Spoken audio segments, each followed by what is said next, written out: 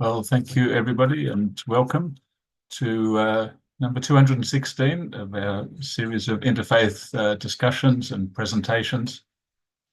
And a little later on, I'll be happy to welcome our speaker, which is Ms. Carolyn Haskey, who will be speaking on Attaining Wholeness, a Jewish perspective on unity and repairing the world.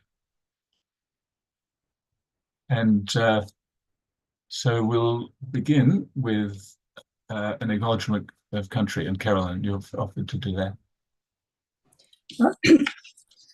Well, I would like to acknowledge the traditional owners of the land on which we meet, which I realise is we are not all in the same place. So wherever we may be, we are acknowledging the traditional owners. And I would like to pay my respects to elders past and present. Thank you. Thank you, Caroline. So we'll begin the devotional part of the meeting.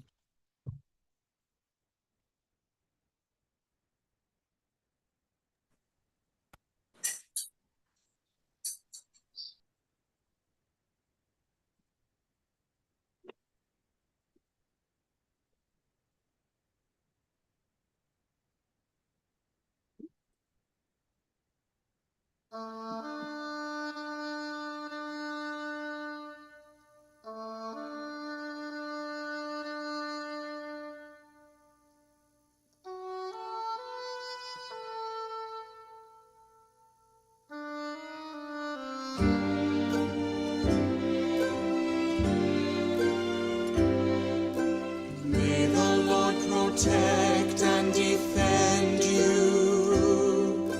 May He always shield you from shame. May you come to be in Israel a shining name. May you be like Ruth and like Esther. May you be deserving of praise. Strengthen them, O Lord, and keep them from the stranger's ways. May God bless you and grant you long life. May the Lord fulfill our Sabbath prayer for you. May God make you good mothers and wives. He send you husbands who will care for you. May the Lord protect and defend you. Protect and defend. May the Lord preserve you from pain. Preserve you from favor them, O Lord, them with happiness and peace. Oh, hear our Sabbath prayer.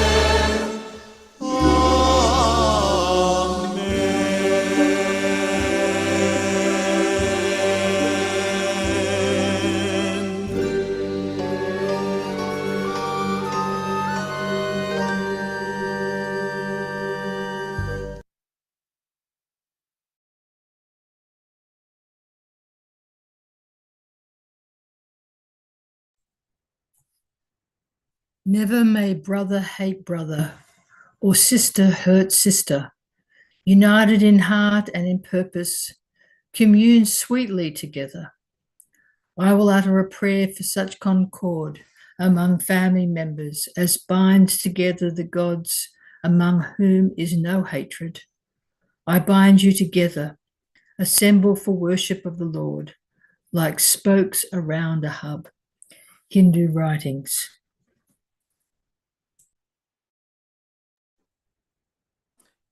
In the name of God, I praise and invoke the Creator, Ahura Mazda, the radiant, glorious, omniscient Maker, Lord of Lords, King over all kings, watchful, Creator of the universe, Giver of the daily bread, powerful, strong, eternal, forgiver, merciful, loving, mighty, wise, holy, and nourisher. May his just kingdom be imperishable. Zoroastrian writings, Zinda Avesta, Called Avesta, Part 1.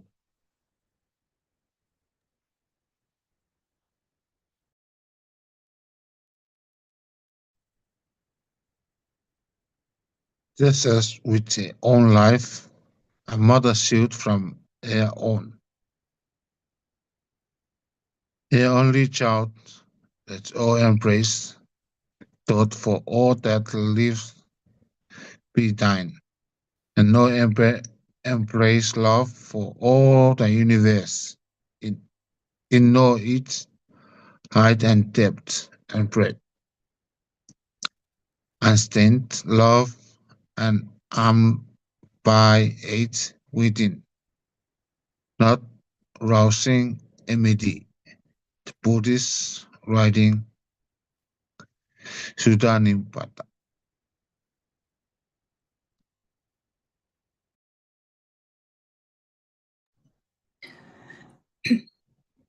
Until the Spirit be poured upon us from on high, and the wilderness become a fruitful field, and the fruitful field be counted for a forest, then justice shall dwell in the wilderness, and righteousness shall abide in the fruitful field. And the work of righteousness shall be peace, and the effect of righteousness, quietness and confidence forever. Jewish writings from Isaiah 32, verse 15.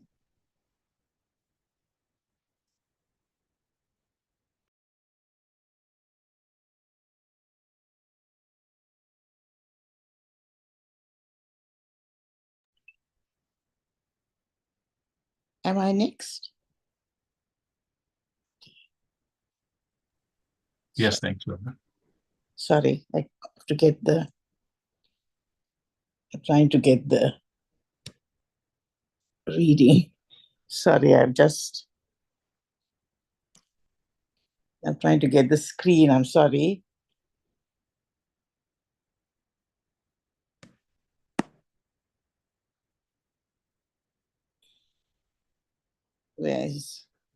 How do I get the screen? Can you tell me how to get the screen? No. I can't, I'm sorry, how do I get the writing? Use your finger, turn towards the right or left, will bring it up. Use your finger to what? Pull your finger on the screen, left or right. One way will bring it up. I'm sorry, I'm holding up. See the chat, Wilma? Because All Colin right. just put it in the chat. All right. This one. Bless them which persecute you. Bless and curse not. Rejoice with them that do rejoice, and weep with them that weep. Be of the same mind one toward another. If it be possible, as much as lieth in you, live peaceably with all people. Christian writings, Romans 12, 9-18.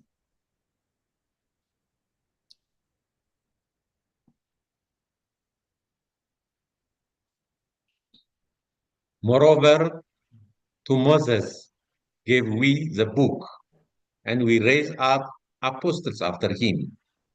And to Jesus, son of Mary, gave we clear proofs of his mission, and strengthened him by the Holy Spirit.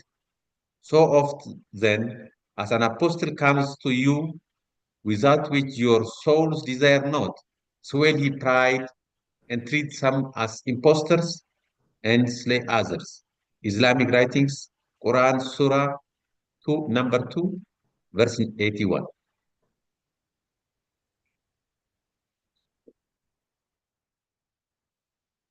Consort with the followers of all religions in a spirit of friendliness and fellowship. Of old it has been revealed Love of one's country is an element of the faith of God. The tongue of grandeur hath, however, in the day of his manifestation proclaimed, it is not his who boasts who loveth his country, but it is his who loveth the world. Baha'i Writings, Baha'u'llah.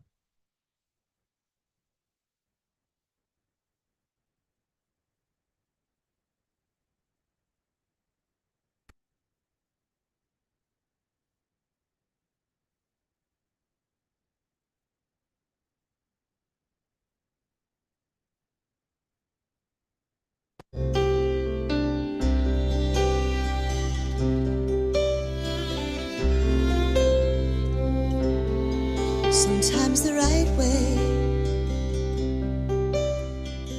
is right under your nose. Just a tiny shift of your thoughts take away woes. Sometimes just a smile can make a whole group stay. Lots of things you throw away go a long, long way. Tikkun olam, tikkun olam, tikkun olam. Help heal this broken world. We are so many different people looking for love. We are so many different people seeking our truth. We are so many different stories with so many different hearts. 6 billion different ways to heal the world.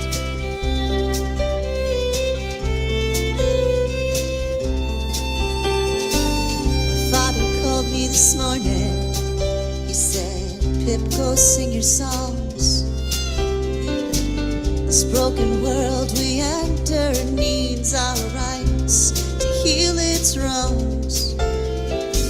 Make some music, spread some joy, shine a little light. Maybe you can mend a wound, make someone feel alright. Tikkun olam, tikkun olam, tikkun olam. Help heal this broken world. We are so many different people looking for love. We are so many different people seeking our truth. We are so many different stories with so many different hearts. 6 billion different ways to heal the world.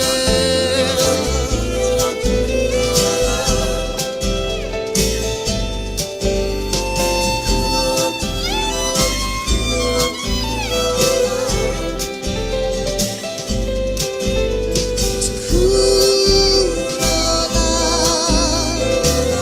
tikkun olam.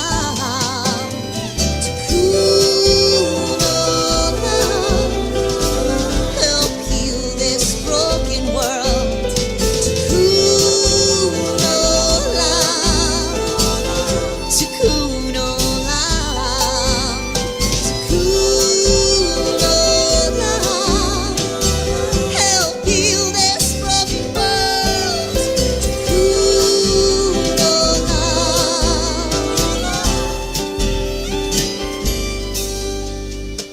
My father called me this morning. He said, Pip, go sing your songs.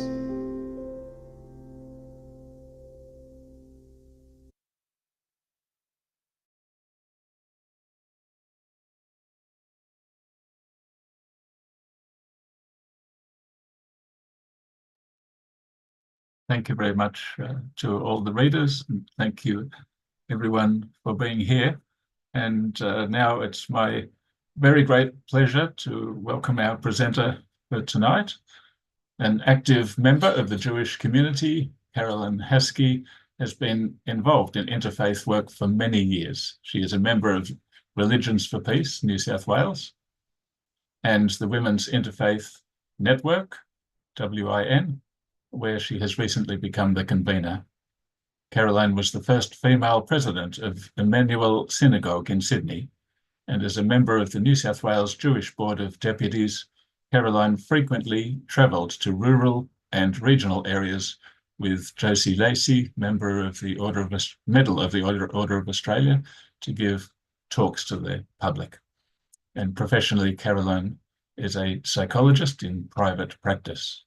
And Caroline will be talking about attaining wholeness, a Jewish perspective on unity and repairing the world. Welcome, Caroline. Oh, thank you very much. I feel like most of my speech has already been expressed. We'll see where I can take it, but I really value being here. Thank you, Vasanta, for the opportunity. It's a great honour. And I have to say, Vasanta and I have known each other for many years, mainly through the Women's Interfaith Network, but and through that we've shared festivals and explored our various varied belief systems. We've eaten meals together, of course. What would it be without that? And most importantly, we've forged a friendship. And you know, it's through happy times and through sad times, especially the sad time that the loss of Siva has brought. So, but we have many good memories to share. I do want to say that although I sort of, you know, have various connections with in the Jewish community today, I am really speaking for myself. This is my personal understanding, and I'm not speaking on behalf of anyone else but myself. So I hope that you'll find something of interest. You know, Jews are diverse, like they say. If you've got two Jews, you've got three opinions, and we like to, there are only at least three opinions, you know. And so what is it that, being so diverse, that we share? Well, we recognise that we share a history, we share a written ethical code, and a fundamental desire to make the world better, a better place for all humanity. That is the heart of Tikkun Olam. So that song really touched me. And, you know, it's pretty easy to recognise the shared commitment among all our faith traditions to peace, to unity, to the betterment of humanity. So how do we deal with this topic? You know, what's the task? We could say the foundation of wholeness, of unity, is peace.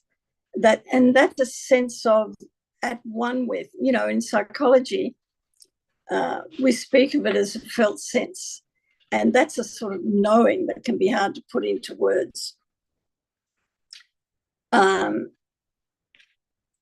Sometimes you can name it, but it invites reflection, and it can be enlightening, it can be unsettling, and it can bring a plethora of emotions that can then guide actions.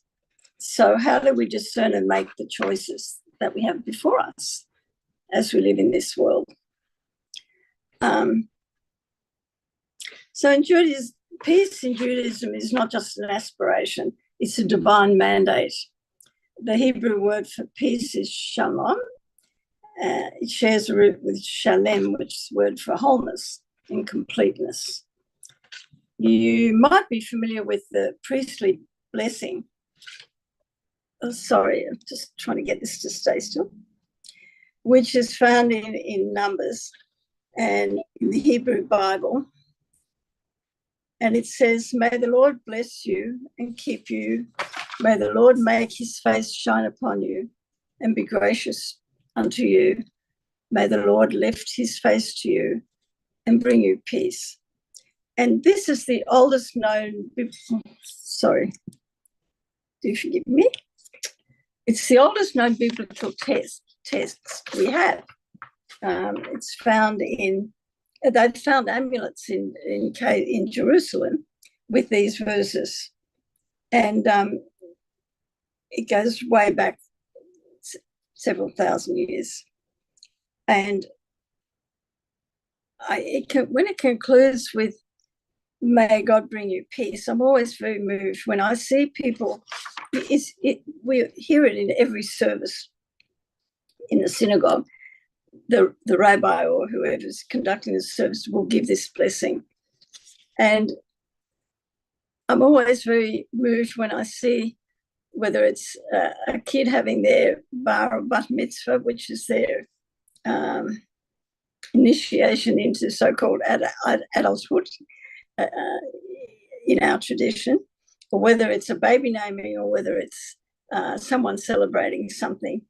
I am very moved when I see that person given this blessing. It reminds me of how much courage it takes to keep going in times like this for whatever's going on in this person's life. I think that it actually gives us a vision of a world made whole, unified, a place to belong, to build in the future. And above all, I think it leads us towards hope, whatever our challenges may be. Well, they're all fine words, but what do we really need to act? How are we going to enact this in everyday life? And here, it's very ironic because the first thing I thought of was to talk about Tikkun Olam, and there it was in that song that we just heard. It means repairing the world, and it's a call for active engagement in making the world a better place. It's rooted in early rabbinic teachings, and then it made its way into Jewish mysticism, in the Kabbalah, and in modern Jewish circles, Tikkun Olam has become synonymous with that notion of social action and the pursuit of social justice. Our Jewish community, our Jewish community here and in general, wherever that happens to be, and we are just about everywhere. So anywhere that Jews settle in one place, we tend to organise ourselves around ensuring people are supported over their lifespan to be their best and to do their best.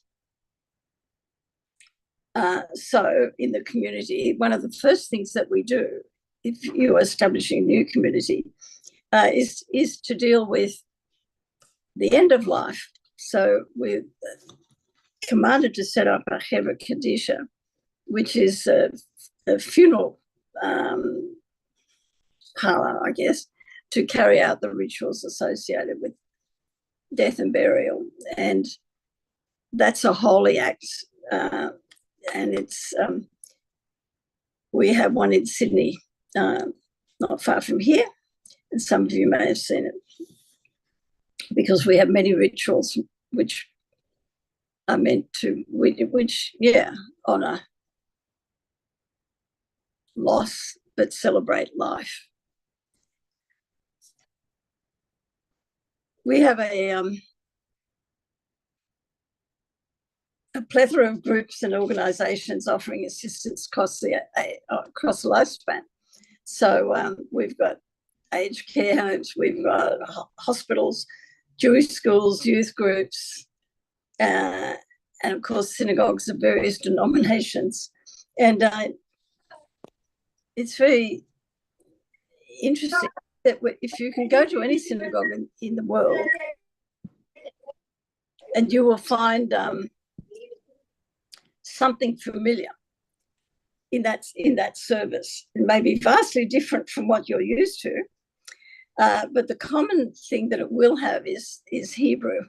And it doesn't matter how poor your Hebrew is, and let me tell you that mine is appalling, but I can still recognize what prayer is being said, no matter where I am. And I find that part of the uniting, there's familiarity, and it fosters that sense of belonging. And if it ever, Tikkun Olam refers to something, I think it refers to that feeling of belonging and safety. And of course, we hope that if you turn up at a synagogue and you're a stranger, that someone will offer to take you home and give you a meal. It's a very common thing to do. And as you probably know, Jews are very big on food, and every festival comes with its food and its customs. And some of you are very aware of that and have shared that with us. But Tikkun Olam is it's not just about prayers and liturgy and synagogues and out there. It's also about what we do as individuals. It's what can we do that is repairing the world, leading towards relieving suffering, towards taking responsibility. It's our responsibility to change that which needs changing, to improve, to fix earthly surroundings, so that each person has a hand in working towards the betterment, not only of our own existence, but of everyone, the lives of future generations. So Tikkun Olam has that sense of, it really forces people to take ownership of their world. And it's not just relying on God to do it. We have to do it, right? To bring the world back to its state of holiness. So you can't just talk about it and believe it. You actually have to do it.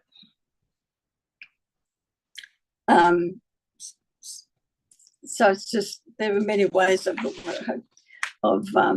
expressing it. So one of the things is, the spirit of philanthropy, increasing the well-being of other people and all who are in need, no matter what capacity we have.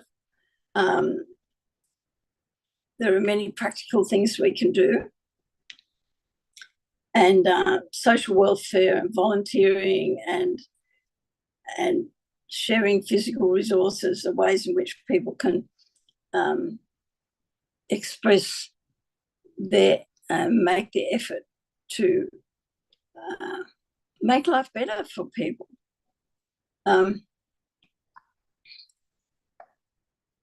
So it's a call for, I guess Tikkun Olam expresses that demand that we show up, right? It's all very fine to, nod wisely, but we like to think of ourselves as people who do as well as be. But I like what Rabbi Hillel, who lived a couple of thousand years ago, and I think he encapsulated something very precious. He said, if I'm not for myself, who will be for me? If I'm only for myself, what am I? And if not now, when? And I sometimes use this in the work that I do. And I once saw somebody at the beach, I have to tell you, who had tattooed on her skin, if not now, when? Right?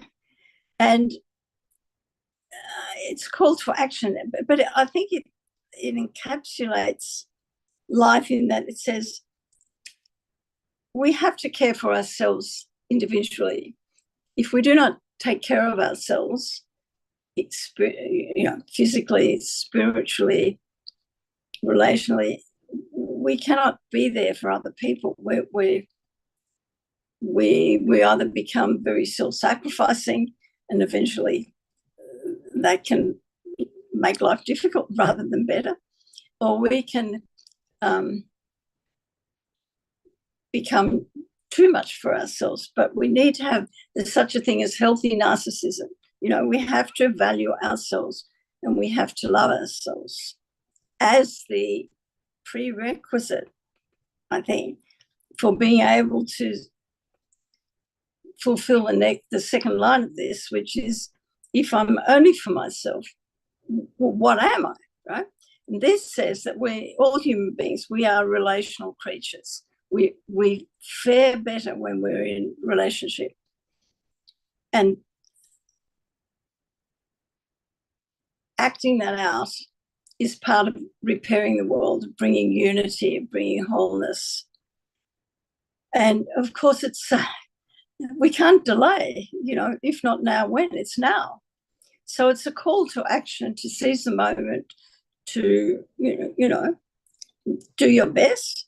And sometimes you have a lot to give, but sometimes we also need to be given to. So if we're in a community of people who believe in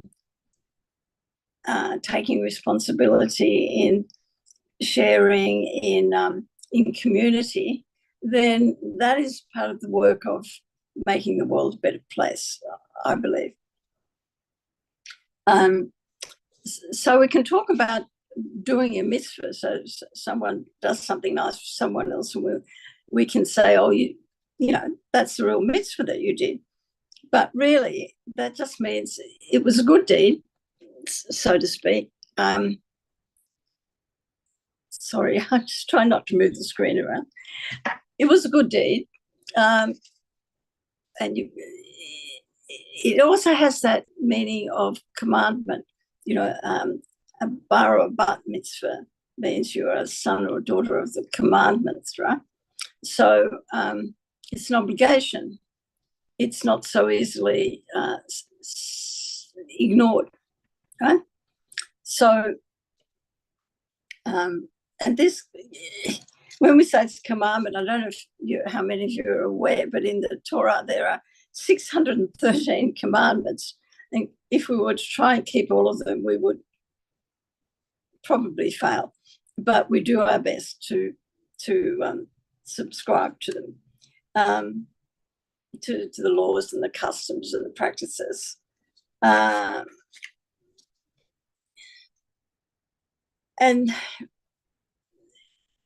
so included in that idea is the idea of righteousness, which is sort of adhering to the moral principles. And we've got masses of writings on all of this. And this also includes social justice. We've got to provide for those who need help, who cannot afford, and that's the idea of almsgiving. I think I once got asked about tithing, and many traditions have this idea. It's in our tradition. So we have lots of institutions that will, if we support them, that will be a way to do it. And giving tzedakah, which is support, is righteous behavior, and it includes justice and fairness. And a lot of volunteerism. I think as a community we volunteer a lot, and we give time, we give skills, we give all sorts of efforts to fulfill that commandment of tikkun olam. And it's not just for the Jewish community, it is spread widely. And it's meant for the whole world. It's not just a sort of private thing, or what did I say? You don't have to be Jewish to go to any of the organisations that we have. They will not turn you away. And it's our commitment to, and I think all communities of faith actually have a similar thing. It's not exclusive to one. We have an obligation to educate the young. There's a bit of emphasis on education. But it's not just the young. I have to say that I feel very blessed to have grown up here in Sydney, and I obtained my psychology degree, my university degree, when I was over 50. And I really value the fact that the university took me on and accommodated me. And I've been able to, more or less, it was worth it. When I was, just as a digression, when I was very young, I trained as a radiographer. You know, that's that breathe in and hold your breath stuff. And it's a university degree now, but in my day, way back when, it was not so fancy. And we did have formal lectures, and I turned up with about 2 other women, and the lecturer looked down his nose at us and said, "I don't know what you women, you girls are doing here. You're just going to get married and have babies." Try saying that today. So there has been some repair of the world somewhere along the way where we can get recognised. I have to say I was a radiographer for 30 years, and I did get married and have children, fortunately, but I still gave the profession 30 years. So in connection with making the world a better place, I think all who strive for equality, for fairness, for the progression of women, also, you know, everyone in society to have opportunity is the work of holiness. You know, that is, you know, we unite in our desire for that, and we actually enact it. And I think all the readings that we just heard at the beginning here speak to that. So please stop me if you think I'm going over too long. But I think that all of this, you know, it gives life to, we can read reams and we can say nice things, but I think we have to breathe life into action in living these principles.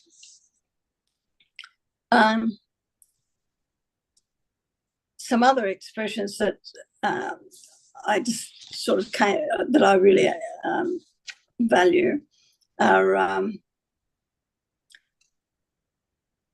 something from the Pirkei Avot, which is the body of writing of the wisdom of the fathers. I'm sure a few women were in there too. The unfinished work of repair, and it's said at a funeral service, but it's also, I think, we take it on board throughout life. And Rabbi Tarfon said, "It is not up to you to finish the task, but neither are you free to desist from it." So, you know, otherwise we'd never plant a tree. We never take on something if we thought that, you know, it's all going to get, once I'm not here, I can't finish it.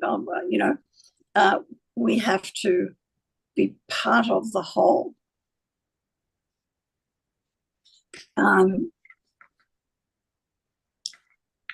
And speaking of being part of the whole, I think I can't help thinking about relationships and the world of relationships and how we repair them between people, community, nations.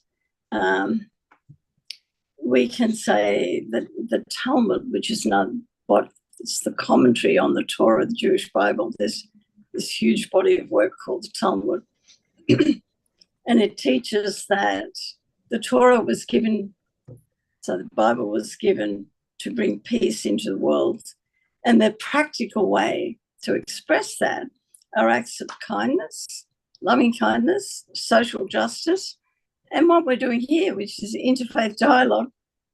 And speaking of that, I have to say how much I value the more than 20 years that I've been a member of Women's Interfaith Network, because this is the enactment, I guess, of what we're trying to convey. You know, it's nice to see you here, Wilma, and the Santa. I want to pay my respects to the Santa because she was the most recent convener of the Women's Interfaith Network, and I'm very grateful to you. We've sort of gone down this journey together for a very long time, and we have a tradition. The motto, I think, when Josie and others formed this group, was paths to peace through friendship. Yes, Wilma, am I right? and that has stood us in good stead for all these years, because we have gathered once a month and we have themes, and we talk about from each faith. And there are about 9 different faiths with just 2 or 3 members from each faith, so that we haven't got like a crowd in the room. It's just everyone can get to speak, and we work our way through various topics.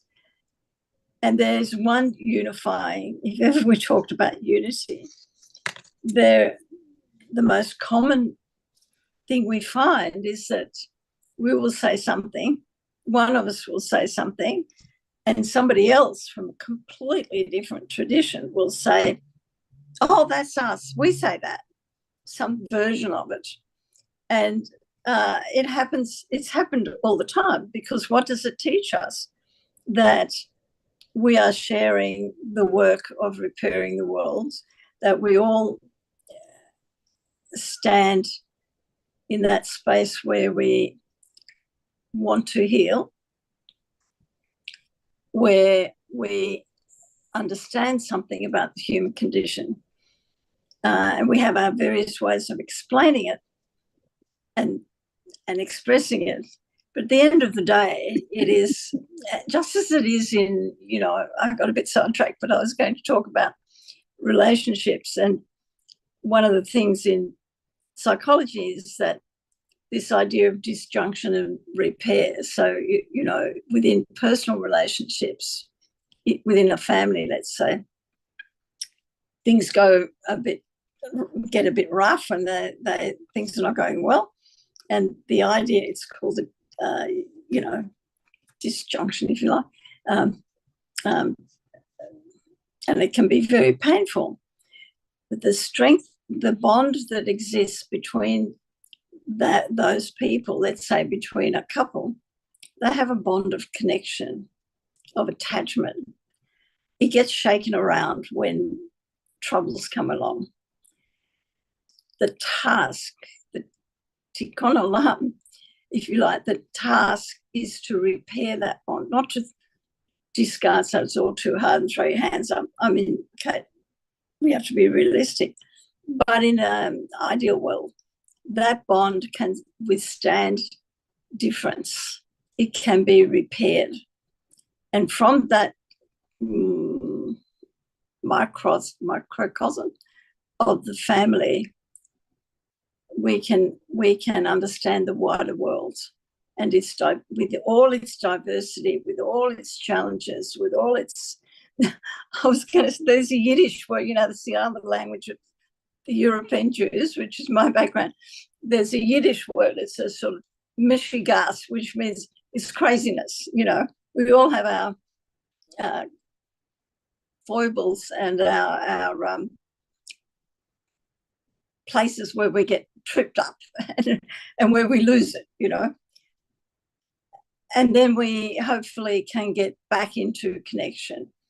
was between parents, between parent and child, siblings, and then the wider community. So we can disagree, but we do not give up. We do not see that as,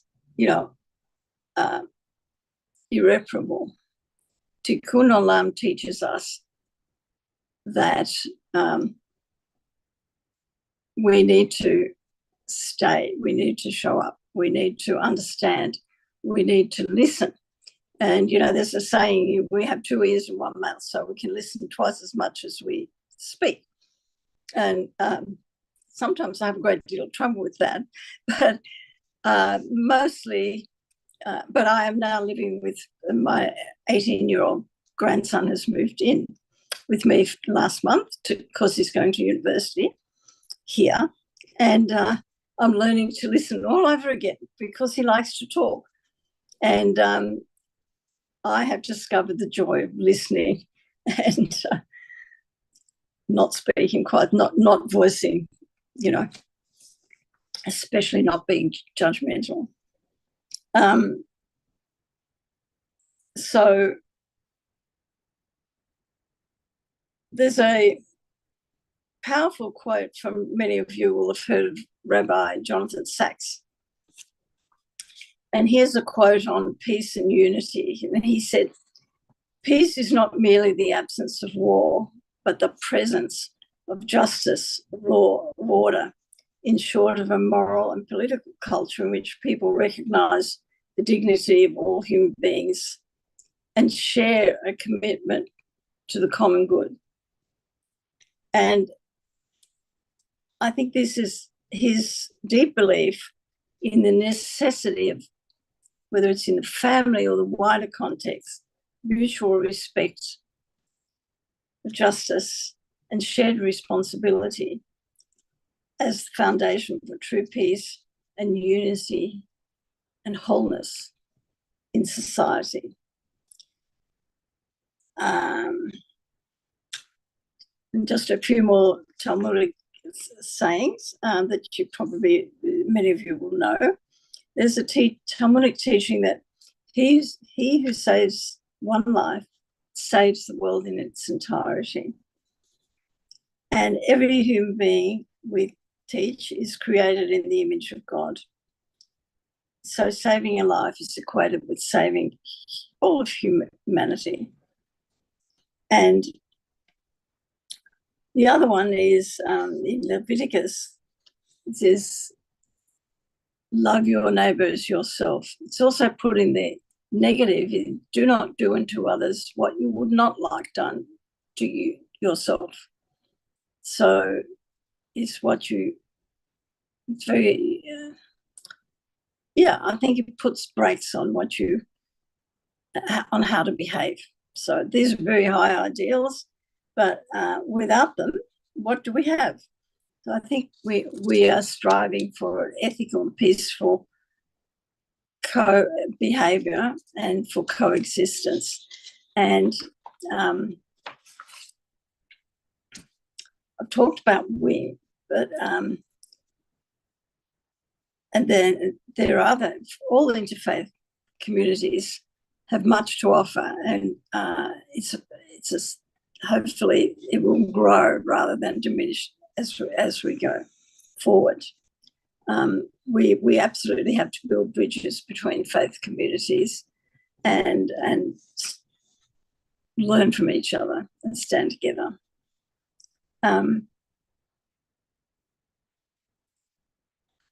So peace, wholeness, unity, it begins at the personal and the local level, within families, workplaces, communities. It begins with acts of kindness, dialogue, conflict resolution. All of these are forms of tikkun olam. There's an expression in Judaism that says we strive for shalom bayit, which is literally peace in the home. And if we can achieve that, we can probably achieve much in a wider society. context. We are all interconnected as human beings, and we have to do our best to heal relationships within and beyond ourselves. So these are not, peace and unity are not really abstract ideas. I think they're responsibilities. Whatever our background, we have to join in. And as we may not finish the task, we may barely know how to begin it, and we sure know that we're not going to finish the work of healing the world. But how can we not buy into it? How can we not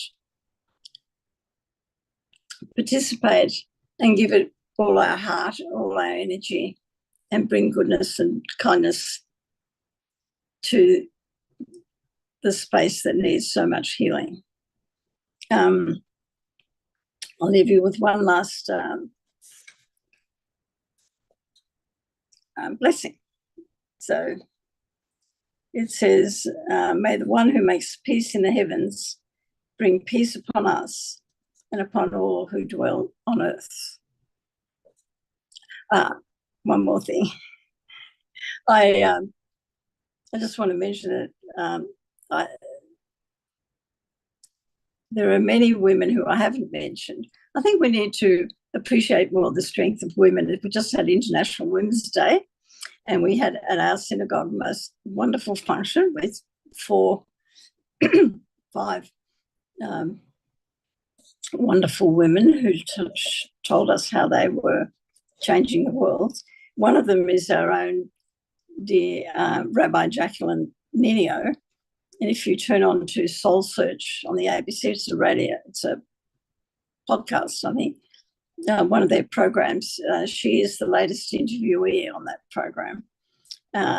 She was the second female rabbi in Sydney, because Alison Conyer preceded her by 2 weeks. But it was on my watch as president of my synagogue that we employed our first female rabbi. And it's surprising. It's over 25 years ago. And it was big news at the time. And now it has, she has a saying, you can't be what you can't see. So if you don't see women taking on roles that are not so traditional, then you're not going to aspire to that, and you're going to miss out. So I just want to acknowledge that all of us here, part of Tikkun Olam is to empower each and every person to express their self-worth, their value, and to make the world better for all. Thank you. Thank you, Caroline. That was a wonderful invitation to enter into the feeling of being in a Jewish community, or being able to empathize with another community. And I can say that I have visited Caroline Heskey's Emmanuel Synagogue, because my neighbors are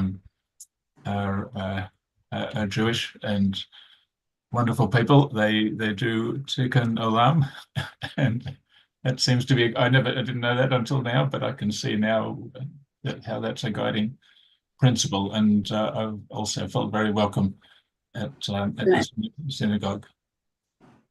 Thank you. Thank you for that, and thank you for mentioning Jacqueline Ninio. She was there for my neighbour's son's bar mitzvah a few years ago. Actually, I should mention, my neighbours remember you also, that you gave them premarital counselling, and decades later they're still together and raising a wonderful family. So, oh, thank you. That's great to hear feedback. Yeah. Thank you. Right, so everybody, please use the reaction button if you can find it to raise your hand if you'd like to ask a question, to learn about some of the things which Caroline has been talking about. Ahmed. Yeah, Caroline, thanks for that talk. We had very few perspectives, Jewish perspectives in here, in this forum, and I loved your talk. I found out here just now that you are a psychologist, and I came up in my mind a question, and that is, I want to find out why certain people get this urge to go against people of different religions. For example, a mosque is built in Sydney. A young man in Western Sydney goes and says, I'm going to come and destroy the mosque. Or in the streets of Tehran, a Muslim writes on the wall, death to the Baha'i. So I'm wondering what psychological things happen to these people that gain that mentality. I'm just wondering whether you can help on answering this. The sound is a little bit hard, but I'll just repeat. So you're asking why people object to the building of mosques or the temples, or... No, I'm just asking why certain people get this urge to go against people of different faiths. Like, you know, Hitler going against Jews and killing so many Jews. Or recently a mosque is built in Sydney, and a guy from the Western Australia goes public and says, I'm going to come and destroy people there. Or a Muslim in Iran in the streets writes on the walls, death to the Baha'i.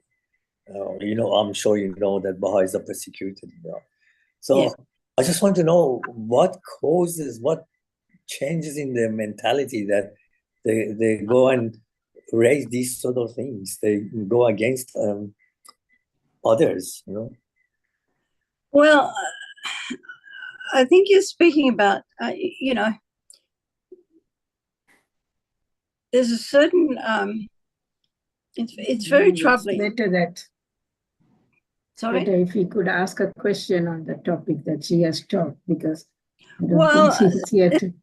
I think it speaks to the topic in that, you know, we're talking about unity, and what sorry, is about disunity, and it's appalling that so many. I mean, we also have to acknowledge that the rise of anti-Semitism in this country is appalling, and never you know, my relatives go back here for 1860s, I think they came, some of them, and yeah, we've never seen it. And it's not just dislike of the unlike, as some British person once put it. It's a fundamental fear which translates into anger, which is expressed as anger, and it's very destructive. And it's not based on personal knowledge, right? I once had it said to me, oh, are you Jewish? You know, not only do I not look Jewish, whatever that means. You should see my grandson. But whose father was from Kenya. And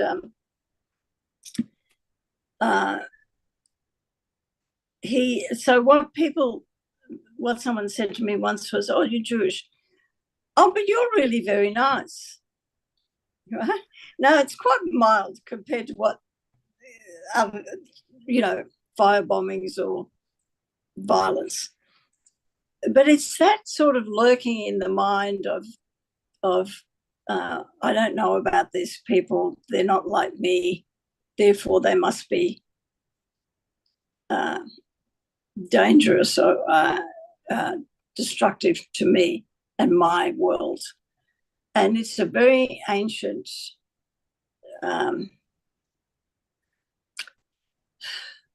problematic, you know, we haven't solved the problem of how to live together in harmony.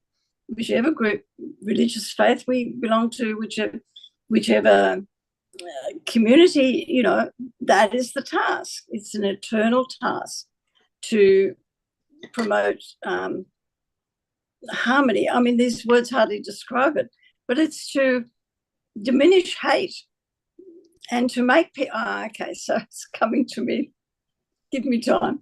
It's about feeling safe. You know, I mean, I think in my work, we talk about how can people come and they do not feel safe.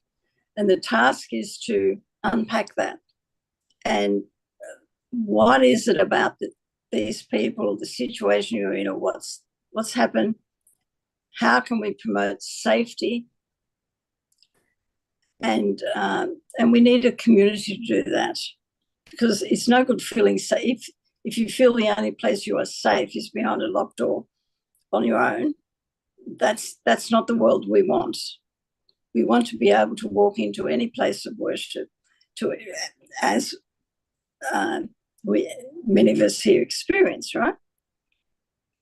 To discover and rediscover over and over again that we're all human. The humanity, what we share, is so much stronger than where we differ. And we do differ, and we might even argue, but it's not enough to split the bond, you know?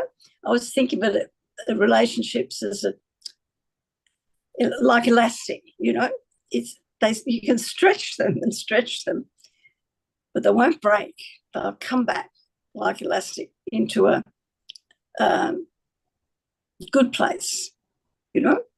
And I'm not being idealistic and unrealistic, because you don't stay 20-something years as listening to people and sharing their world, which I take as a great privilege. You do not sit in that space to be naive about the human condition.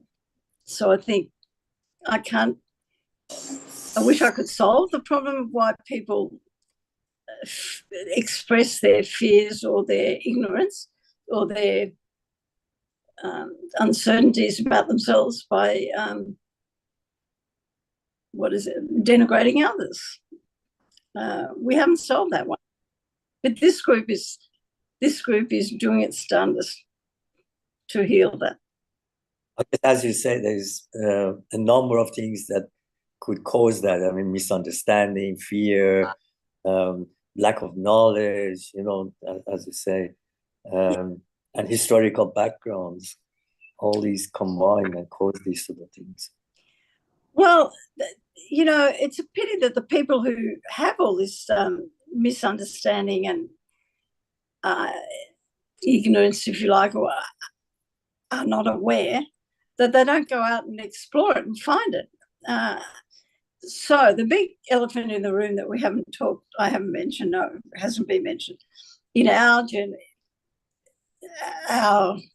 generation, the ones coming after us, is social media. It used to be that you had to make a big effort to go and find out about somebody else's world. Now you can find out instantly, but who do you believe? And I think we have a big challenge to deal with disinformation, which is destructive, which gives people all sorts of theories that are frightening, frankly. And we have to be aware, and we have to share with each other. Thank you, Ed. Great question. And that was good to hear this psychological perspective intertwined with the interfaith perspective. Tracy.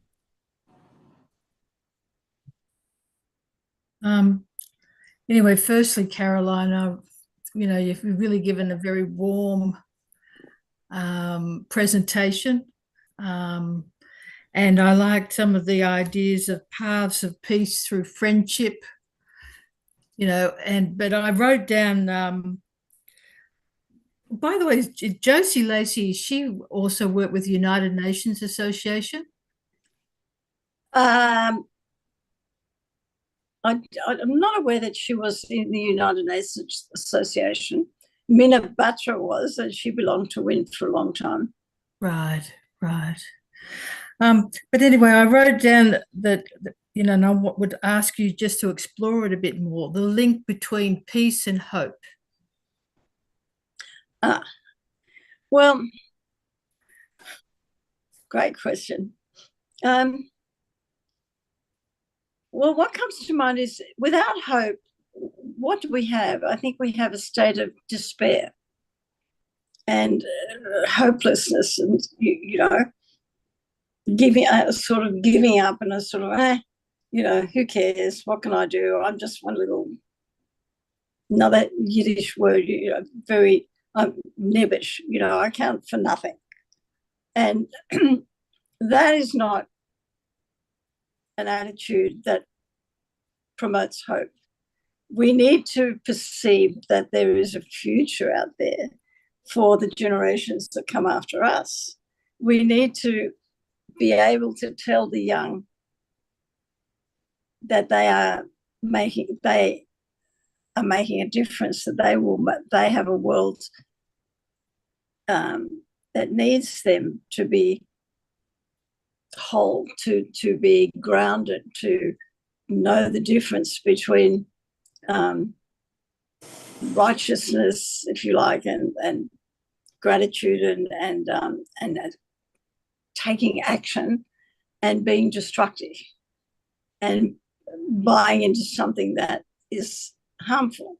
And there are plenty of things out there that are accessible to young people today that, in my world, we couldn't conceive, or we knew. I mean, a lot of stuff was out there. We just didn't have the means to know about it as we do now.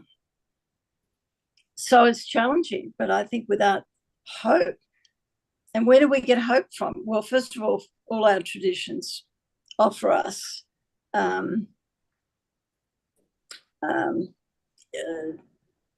not just hope, but a vision, a vision of a world that can heal, that can comfort, that can support, that can see us through hard times and celebrate with us. I guess I'm a big believer in rituals of one sort or another that get us through. Why do we like turning up to synagogues or churches or mosques or temples or whatever, we lighting candles, whatever it is, marking time throughout life, meaningful time. I think this is where it gives us hope, because we can perceive a future wherever we are in it, at whatever stage of life we're at. We need to be able to perceive a future that matters, that brings value to each person. That helps. Yes, it does. Thank you. And it's validating why we have the different faiths and working together, that, for that vision. Thank you. Thank you, Tracy. I just had a question. Whenever we have a presenter who's got some experience in interfaith dialogue organisations, I'm just interested to pick up any tips that we can use for ourselves. I know there's many types of dialogue. It can be dialogue of action, just working together on a social problem where you're not actually focused on differences. At the other extreme, there can be theological dialogue where people might be trying to theological dialogue, I'm not sure. It's fascinating, but I'm not sure how much practical effect it has. And I was impressed with your description of the Women's Interfaith Network, the goal being paths to peace through friendship, and discussing themes. I'm just wondering, what kind of dialogue have you found to be most effective? Have you found any forms of dialogue to be not helpful? Well, it's easy to talk about what's effective. I find that we are very unstructured in many ways. Wilma, feel free to tell, jog my memory, but I think over the years we're not very bureaucratic. We don't take minutes, and we don't have much of we do have a constitution. I think we don't have money. Nobody doesn't cost anything, but and we don't. But we do have a few rules, okay, that are taken. So we don't get into the politics of things. We don't say, don't do this or don't, we don't. So we have a golden rule. Do not talk about somebody else's religion as if you're the expert, right? You can be the expert, so to speak, on your own stuff, but don't presume that you know somebody else's. You're there to learn and to listen and to experience. And one of the most delightful things in the experience is that we do have had opportunities over the years to experience each other's traditions and ways of worship. And especially, if it involves food, we're very keen on that. It's a pity about Zoom that we don't get as much of that as we'd like, but we're very grateful. For instance, we used to meet we've met in various places. For many years, we were hosted by Walt's Court at Parliament House. And before him, like Christina Keneally and various people sponsored us, but mainly Walt, to meet at Parliament House in Sydney. That's no longer. So we go to the Sarada Vedanta Society, which is in Croydon, with the Hindu nuns. And we always say, we are having lunch, aren't we? Right? And then we all bring something and we enjoy that. And breaking bread, so to speak, is a great way.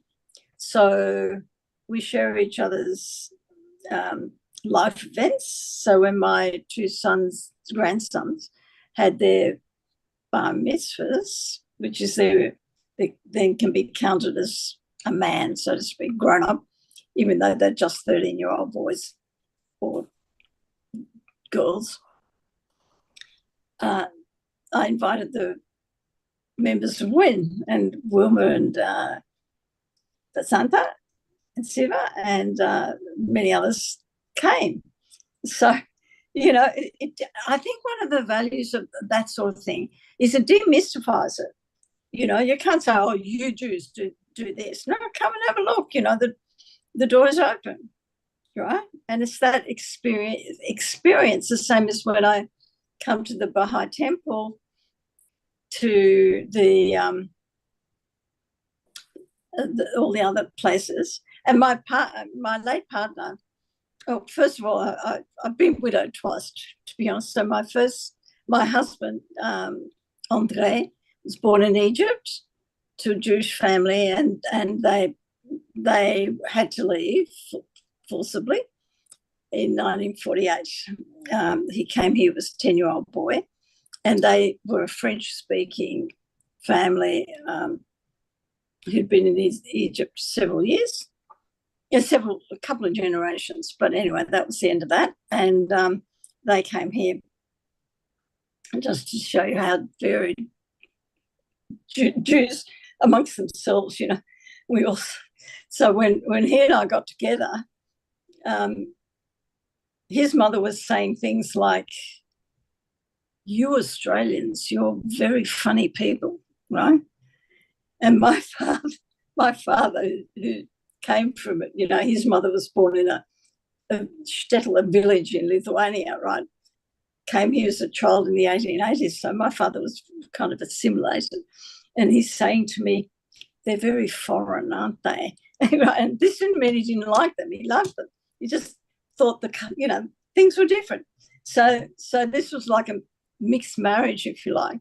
But it worked because we shared my stuff was shared, you know, just made it more interesting. But and my partner of 14 years, who passed away, he found us Jews. Well, he came from a sort of lapsed Presbyterian background, if you like, and but he still had a lot to do with international students at the university, for us, not just the University of New South Wales, but for Australia.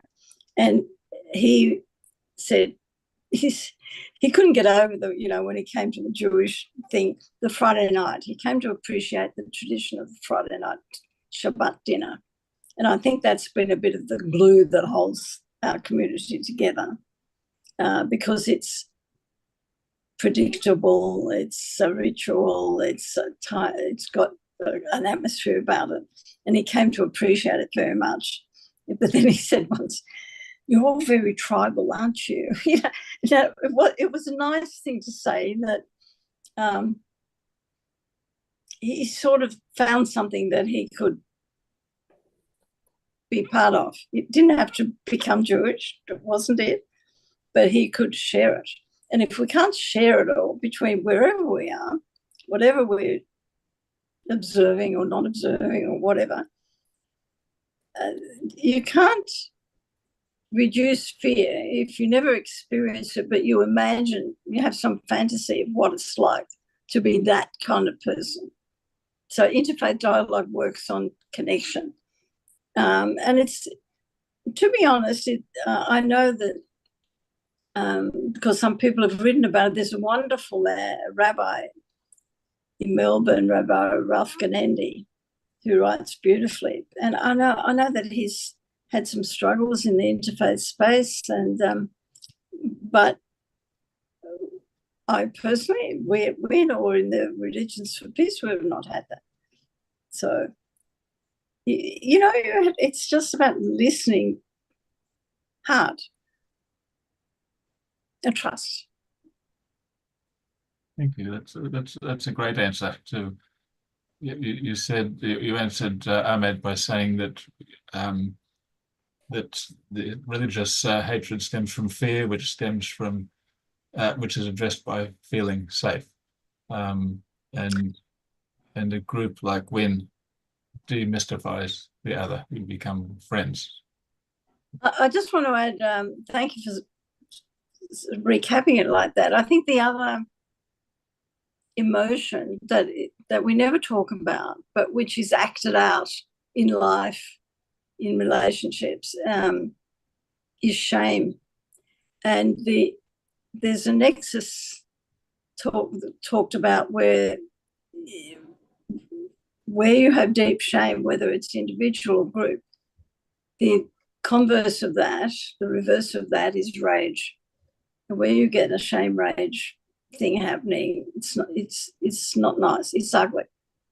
And anything we can do in our personally or in our sphere to reduce that, to recognize that, and to name it, I believe is helpful. Thank you. Jung has joined us. She had another meeting, but welcome, Jung. Glad you could make it. But you're muted. Thank you, Caroline. Thank you, Basanta. Your topic just reminded me the story of the book written by Anne Frank. Oh, Anne Frank? The Diary of Anne Frank. She was 15 years old when there was a conflict between her nation, her people, with the German people. According to the history that I learned about German and the topic that you've written about, it just reminds me of that story, and I think it's very courageous now that we try to turn the tide to a different paradigm, that you want to repair in the world, and you have perspective on unity. It is something that in the story, in the book that Anne Frank wrote, it was something different. It's like she was in a dark corner of the world when the war happened, and she had to hide in a corner and write and wrote a book and become an international one of the bestseller book. So that's what I'm saying, that what you try to do now is it's very helpful to amend whatever happened in the history and bring peace and, you say, hope and happiness to the people and the faith. So Anne Frank is one of the, what we call nowadays, female women. But I mean, because she was like, I can imagine she can be included in your topic that today you give us a talk. And in your history, the way that you describe yourself, you often, like you say, you travel to the countryside in the regional area to teach the people.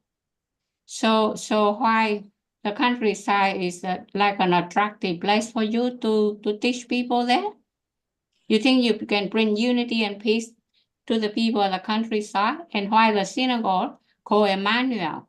Why can't you put a different name for synagogue? Why you call it Emmanuel?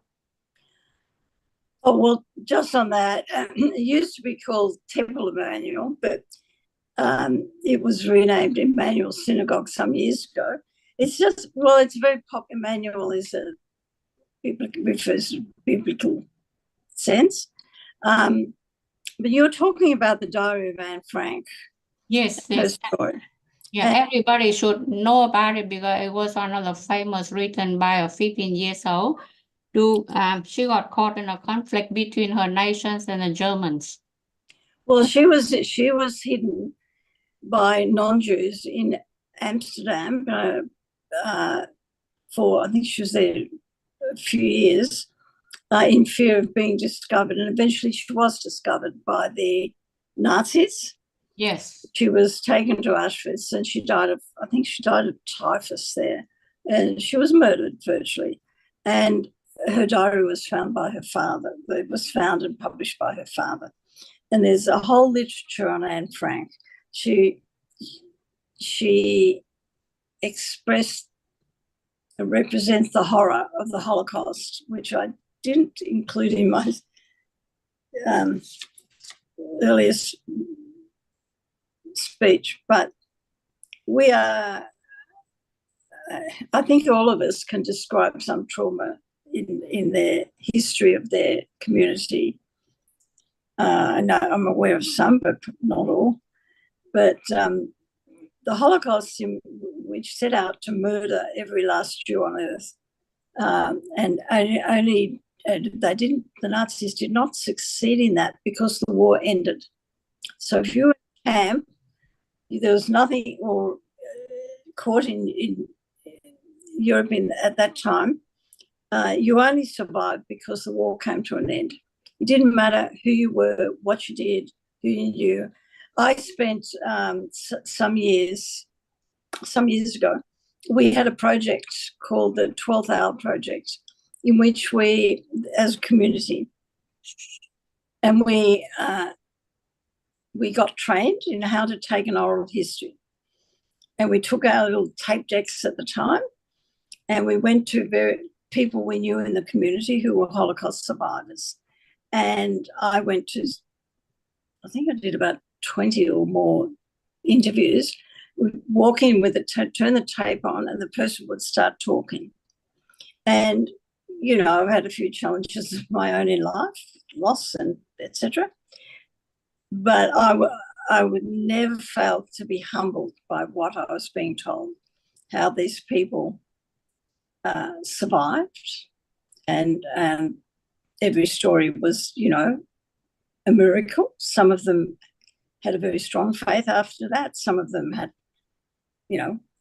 what did God do for me kind of thing. And there's a famous, one child survivor said, I'm asked, where was God during the Holocaust? And she said, I don't ask that question. I ask, where was man? Right? It's a human thing. And it's very humbling to sit with somebody who spent their adolescence. We had someone at Emmanuel Synagogue, our cantor. Some of you, I don't know if you remember Rabbi Cantor Michael Deutsch, giant of a man with a beautiful baritone operatic voice. When he was 17, he was on a death march. He was lost. You know, the horrors of the Holocaust were almost unspeakable, but we do have to speak of them. And we seem to be forgetting the lessons. We live in a very fractured, damaged world, and we have to remember the Anne Franks and the Michael Deutsches and my own relatives, and Josie Lacey, who I did these talks with. She has a whole different story to me, and the effect. And there's the intergenerational transmission of it. I'm sure a lot of you will know that from your own communities, that whether the events that the survivors went through were spoken about with their families afterwards, or whether they never spoke about it and they maintained a silence, the trauma was transmitted from one generation to the next, and we have to deal with it, you know? And it's a big issue for all of us. I'm sure everyone here will have a story about that. So, thank you, Young. Thank you, Caroline. That was a I great hope that question. answers it. Yeah, thank you. Thank you very much. Yeah, beautiful answer. We're drawing to a close, and I'll say a few words to wrap up, but I just want to give anyone else an opportunity to ask a question, if you wish. Another question, but I like to thank Caroline for accepting to give the presentation. And with the Women Interfaith group for the past over 20 years, what I found is there are very close friends and have, in a sense, each other, everyone is there to found very, very full and comforting. Also, Caroline also has been through what I have been through recently. The partner, Chris, we all get to know each other very well. Chris passed away. At least I had a few months to prepare for Siva's passing, but Caroline, it was a shock on the way coming back from, is that right? From the Bathurst project. Coming from, Chris passed away on his way back from Bathurst. Yeah. Yeah, it's just well, yes. Just on the interfaith thing, I have to say, when Mataji talks about Hinduism,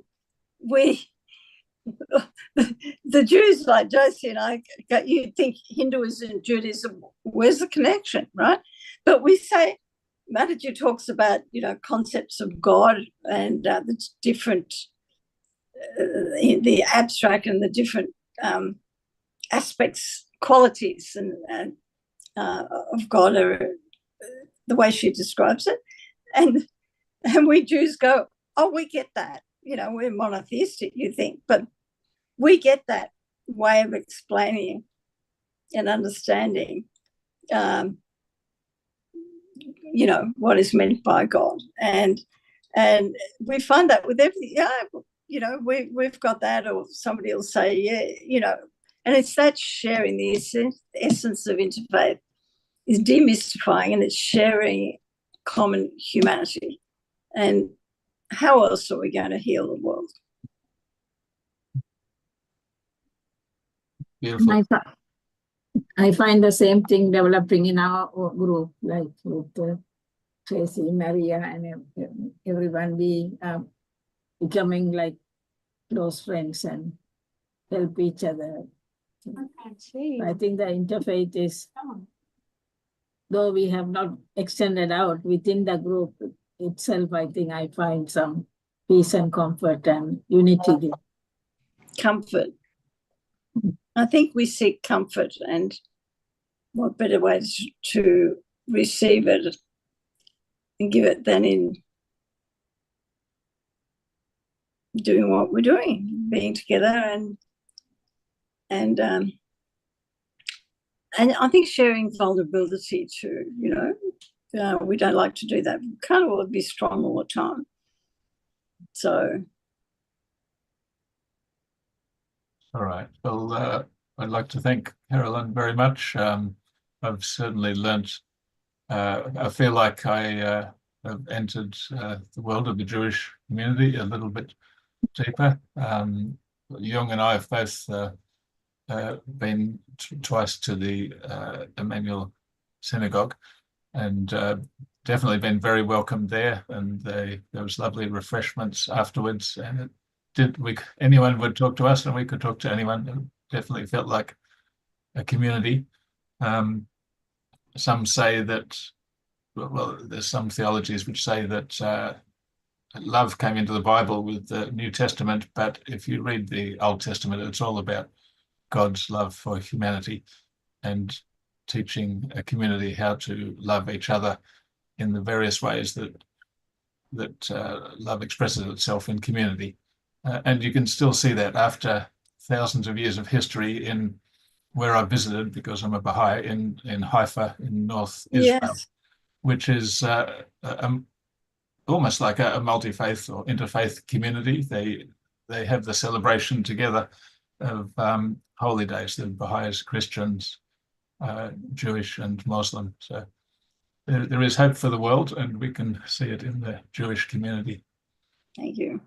Thank you very much, Carolyn. I very much appreciated it. Thank you, Caroline. Thank you, everyone. Can I just say something that we need people like you, Caroline, to come regularly to this forum, because it helps that love and cooperation to be built further. Thank you. Please. I thank you. So I would love to join you at other times. Whenever you can. Thank you. Thank you. Thank you. Thank you. Thank you, Caroline. Bye. Bye.